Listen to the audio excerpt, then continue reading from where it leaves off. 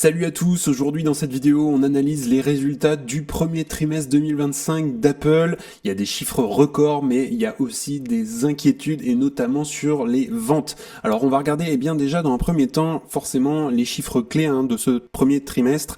Évidemment on regardera aussi les performances des produits et aussi des services. Évidemment on va faire un petit point sur le rôle de l'intelligence artificielle où on en est d'ailleurs chez Apple. On parlera également des défis et des risques pour l'avenir d'Apple et puis reste bien jusqu'à la fin puisque le dernier point ça sera est-ce que c'est une opportunité d'investissement, est-ce qu'il faut acheter l'action Apple. D'ailleurs tu peux en profiter pour mettre un petit like à la vidéo et t'abonner, ça permet de soutenir la chaîne et je te remercie grandement.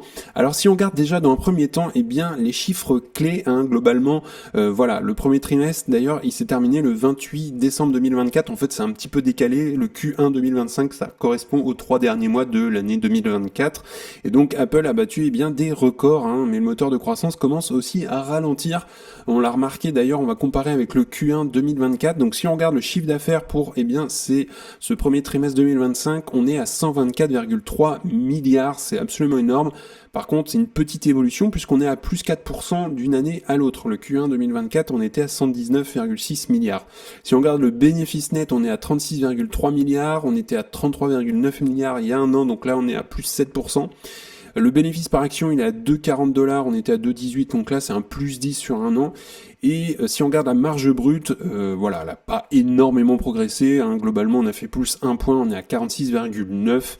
Et puis en termes de trésorerie disponible, donc les free cash flow, globalement, c'est 141 milliards, donc ça reste plutôt stable, ça c'est pour, on va dire, les chiffres clés. Si on continue, donc Apple affiche un bénéfice net en hausse quand même de 7%, ce qui est vraiment un excellent signe de rentabilité. C'est une machine à cash Apple, il n'y a pas de souci là-dessus. La marge brute, elle a progressé jusqu'à 46,9%, principalement grâce notamment aux services et aux coûts maîtrisés forcément sur la production. Et d'ailleurs, on reviendra tout à l'heure sur la partie service. Donc les services, eux, ils affichent une croissance spectaculaire de 14% quand même, avec 26,3 milliards de revenus ce dernier trimestre. Alors par contre, la croissance du chiffre d'affaires ralentit, on est quand même à plus 4% seulement sur un an, c'est un des plus faibles taux des dernières années quand même. On a aussi les ventes d'iPhone qui stagnent et ça pose des questions notamment sur la capacité d'Apple à innover pour relancer justement cette demande. Donc clairement là, Apple est toujours une entreprise ultra rentable, il n'y a pas de souci, c'est une machine à cash, mais on commence quand même à avoir une croissance qui ralentit et ça pose quelques questions quand même sur l'avenir et la suite d'Apple. Alors si on continue maintenant en termes de performance par produit. Si on commence déjà par l'iPhone, on a une stagnation assez inquiétante quand même puisque le chiffre d'affaires là c'est 69,1 milliards, donc on est à moins 0,9%. Pourquoi il y a cette baisse ?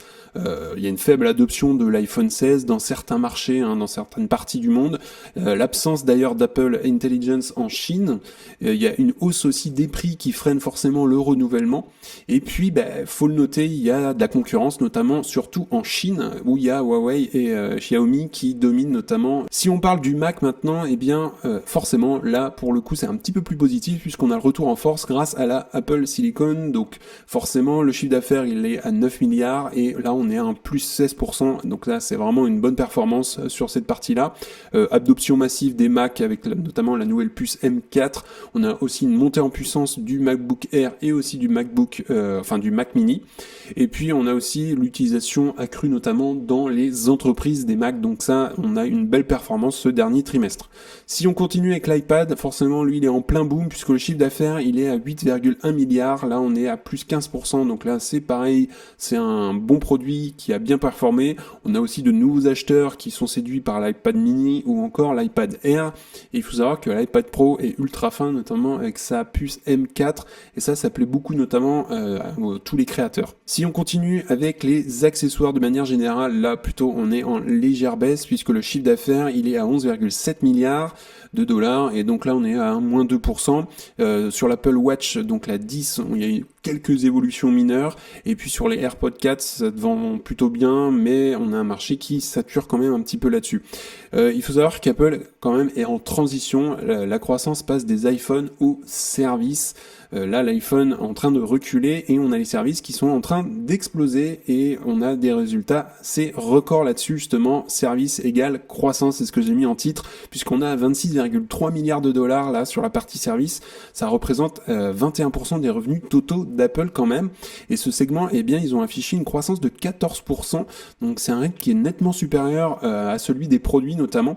On a Apple Music, iCloud qui cartonne énormément, Apple TV qui continue évidemment de gagner des abonnés.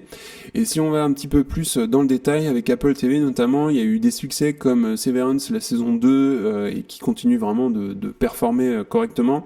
Il y a eu 2500 nominations, 538 récompenses quand même.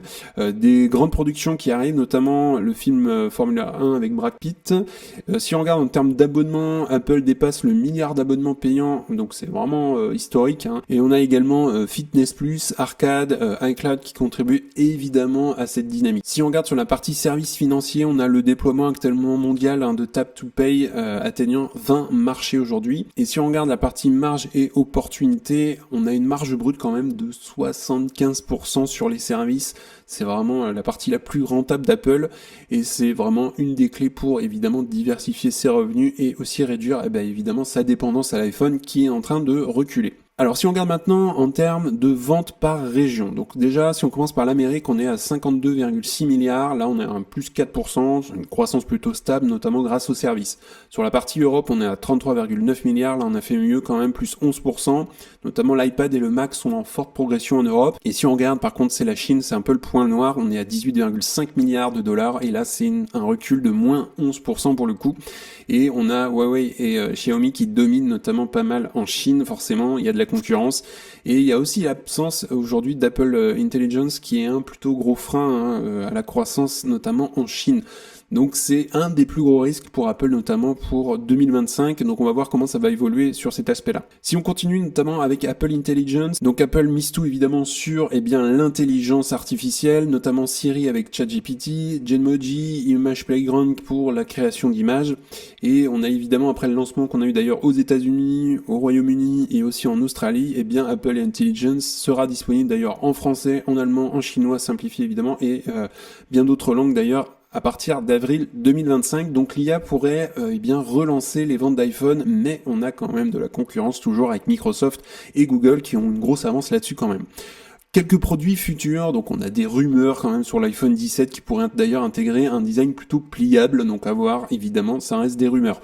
Et puis sur l'Apple Vision Pro, évidemment là on est en train de s'étendre à de nouveaux pays avec des améliorations de la réalité augmentée, donc il y a quand même de nouveaux produits et de nouvelles innovations qui vont arriver, donc ça il va falloir suivre ça de près dans quelques mois. Si on regarde en termes de retour d'ailleurs aux actionnaires, très rapidement, évidemment, c'est une entreprise qui verse un dividende, on est à 23,6 milliards de rachat d'actions, donc ça c'est plutôt très bien, à la limite je préfère ça parfois que le dividende, et en termes de dividende on est à 0,25 $ par action, c'est pas forcément énorme, et en termes d'endettement net on est à 45 milliards au dernier trimestre, donc c'est plutôt bien maîtrisé. Donc si on regarde maintenant forcément le dividende, là on est à 240 $ l'action pour Apple, et si on regarde en termes de retour ici sur le dividende, on est plutôt à un faible rendement puisque forcément le cours de l'action est élevé et on a une action qui est aussi une entreprise assez chère, et là on est à 0,42, forcément il y a quelques années on était à plus de 1%. La croissance du dividende sur 10 ans elle est de 7,84, donc voilà c'est plutôt tout à fait raisonnable. Si on regarde des free cash flow, payout ratio, je préfère regarder ça puisque justement c'est le cash qui permet de payer le dividende, on est à 13%, donc là franchement pas d'inquiétude là-dessus sur le paiement du dividende. Si on regarde par rapport au S&P 500, c'est une entreprise qui surperforme largement le S&P 500 avec dividende réinvesti également, donc là c'est plutôt très très bien.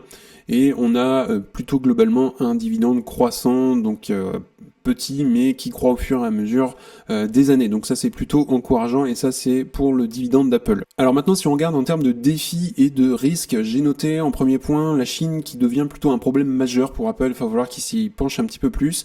Apple Intelligence forcément doit convaincre de manière générale dans le monde. Donc également, troisième point, c'est des pressions réglementaires, notamment sur l'Apple Store. Il y a toujours un petit peu plus de réglementation autour de ça. Et puis, quatrième point, c'est la croissance des services qui sont évidemment sous surveillance. Là, on a une belle progression d'ailleurs ce dernier trimestre, donc on va voir comment ça peut évoluer notamment. Alors, qu'est-ce qui se passe pour nous, investisseurs, dans Apple? Point positif, eh bien, les services forcément sont en forte croissance, comme on vient de le voir d'ailleurs. Donc ça, c'est vraiment très encourageant. On a l'IA forcément qui pourrait évidemment relancer les ventes d'iPhone. Donc ça, il va falloir suivre ça de près. Et puis, quand même, il faut le souligner, on a une trésorerie qui est ultra solide. Ils ont énormément de cash. Apple, c'est une machine à cash. Quelques risques que j'ai notés, on a des baisses en Chine. Donc là, il va falloir surveiller ce secteur-là. On a une légère dépendance aux services quand même. Et puis on a une pression aussi de certains régulateurs en fonction des pays. En Europe, on a eu quelques amendes notamment vis-à-vis de Apple. Donc voilà globalement ce que j'ai noté en termes de points positifs et aussi de risques en tant qu'investisseur. Alors si on regarde maintenant le cours de l'action, donc là c'est à l'ouverture des marchés, on a fait quand même un plus 1%, 1,42, donc ça n'a pas énormément bougé hein, d'ailleurs, là l'action est en train de corriger. Si on regarde à peu près sur 6 mois, l'action a eu quand même un plus haut à 260 $ à peu près, et elle avait pas mal corrigé et elle a repris un petit peu d'ailleurs suite notamment aux résultats. Si on regarde la performance sur 5 ans, donc sur 5 ans, on voit très clairement qu'elle a une performance de plus de 200%, donc ça c'est plutôt très bien. Même si on a quand même une entreprise qui est assez chère. D'ailleurs, si on va regarder un petit peu plus loin, en termes de valorisation pour Apple, aujourd'hui, on a un taux de croissance d'ailleurs de 12%. Sur 5 ans, on était à 17 et sur 10 ans, on est à 13. Donc on est plutôt en ligne hein, d'ailleurs, mais on a quand même un ralentissement sur le chiffre d'affaires. D'ailleurs, on peut le voir dans les comptes de résultats, sur le chiffre d'affaires, on stagne hein, depuis 2021. Il n'y a pas énormément de croissance. La croissance, elle s'est faite surtout entre, je dirais, 2012 à peu près et 2021. Et là, on est en train de stagner. Mais pour l'instant, Apple n'est pas mort, donc on sait jamais. Ça va peut-être repartir. Ils sont peut-être en train d'être sur un plat en ce moment. Pas d'inquiétude pour ma part. Si on regarde en termes de valorisation, si on regarde le ratio prix-free cash flow, on est actuellement à 35,79. C'est absolument énorme puisque la moyenne 5 ans est à 26 et la moyenne 10 ans est à 20. Et donc ça indique quand même dans un premier temps qu'on a une entreprise qui est survalorisée à mon goût. 240 $, c'est certainement pas à ce prix-là que je vais l'acheter. Donc aujourd'hui, si on regarde par rapport d'ailleurs sur une moyenne 10 ans, il y a 10 ans, on était autour des 10 de ratio prix-free cash flow quand même. En 2016, d'ailleurs, c'est à peu près par là que Warren Buffett a acheté. Hein. Si on regarde d'ailleurs même il y a quelques mois, hein, quelques années, 2022, on était autour des 21, ça pouvait rester acceptable globalement à ce moment-là. Mais l'entreprise, je trouve qu'elle est surtout très chère depuis 2023, on est au-dessus des 30. Donc là, pour l'instant, je vais rester patient. Je vais garder évidemment mes actions, mais je vais pas aller retoucher et investir sur Apple aujourd'hui. Alors, petite conclusion sur les résultats qu'on a eu notamment pour ce premier trimestre de l'année 2025. Donc Apple reste une valeur sûre, mais on note quand même que la croissance ralentit. Apple montre plutôt une résilience remarquable, notamment grâce à la partie service, mais il y a des défis quand même qui persistent, notamment avec l'iPhone hein, et la Chine. Donc là, il va falloir voir comment Apple trouve des solutions là-dessus. Et puis si on regarde les marchés émergents et les innovations, comme Apple Intelligence, ça va vraiment être la clé hein, pour l'année 2025. J'ai hâte de voir comment va évoluer cette partie-là sur cette nouvelle année. D'ailleurs, tu peux me dire toi en commentaire ce que tu penses des résultats trimestriels d'Apple, ce que tu penses aussi de la chute des ventes d'iPhone et aussi sur la partie service. Donc n'hésite pas à me dire ça sous la vidéo. Je rappelle ici, je ne donne pas de conseils en investissement, c'est hyper important que tu ailles faire tes propres recherches. Également, si tu souhaites accéder à You Can Invest App, c'est le premier lien en description et donc dans ton espace membre, tu auras accès à ma watchlist avec mes objectifs de prix. Tu auras également accès au best stock, c'est-à-dire les meilleures actions à détenir dans ton portefeuille. Également, tu auras accès à un discothèque cash flow pour estimer le juste prix à payer pour une action. Tu auras également accès à une communauté privée d'investisseurs et le gros plus, ce sont des appels vidéo avec moi-même pour t'accompagner dans ta stratégie et faire grossir ton patrimoine, analyser des actions, ton portefeuille par les bourses de manière générale. Donc c'est le premier lien en description si tu souhaites nous rejoindre. En tout cas, on en a fini pour aujourd'hui. N'hésite pas à liker la vidéo, à t'abonner, ça fera grandir la communauté et puis ça me soutient également. Si tu souhaites regarder une autre vidéo, tu peux cliquer juste ici. En tout cas, je te souhaite une excellente journée et à bientôt pour une prochaine vidéo. Salut!